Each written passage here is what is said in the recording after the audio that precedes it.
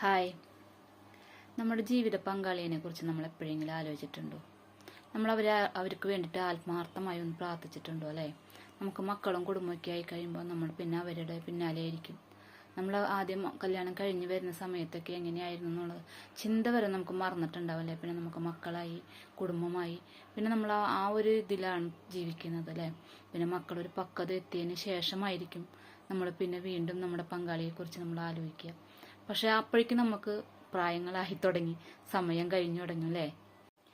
ജീവിതം ഒരുപാട് നിറങ്ങളും അനുഭവങ്ങളും നിറഞ്ഞൊരു യാത്രയാണ്.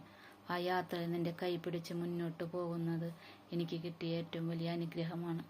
ആ അനുഗ്രഹത്തിൻ്റെ ഉറവിടമാണ് സ്നേഹം. നമ്മുടെ പാർട്ട്ണറോടൊപ്പം കുറച്ച് സമയം നമുക്ക് ചിലവഴിക്കാൻ സാധിക്കണല്ലേ. ആ ചിലവഴിക്കുന്ന സമയം നമുക്ക് ഒരിക്കലും മറക്കാനാവില്ല. ആ ജീവിത പങ്കാളിക്കൊപ്പം നമുക്ക് കുറച്ച് സമയം ചിലവഴിച്ചിട്ടുണ്ടെങ്കിൽ നമുക്ക് നല്ലൊരു ബന്ധം അവിടെ ശക്തമാകുന്നു അല്ലേ. സംസാരിക്കുന്ന വാക്കുകൾ കുറവായിരിക്കും, പക്ഷേ സ്നേഹം മുഴുവനായിട്ടും കാണിക്കും എന്നോട്. പക്ഷേ അതുപോലെ തന്നെ ചിരിക്കുന്നത് കുറവാണ്, പക്ഷേ നിഴലായിട്ട് എൻ്റെ കൂടെ നടക്കും. അതോടൊപ്പം തന്നെ നമ്മുടെ പാർട്ട്ണറോടൊപ്പം ചിലവഴിക്കുന്ന നിമിഷങ്ങൾ നമ്മുടെ ജീവിതത്തിൻ്റെ ഏറ്റവും വലിയൊരു സമ്മാനമാണല്ലേ.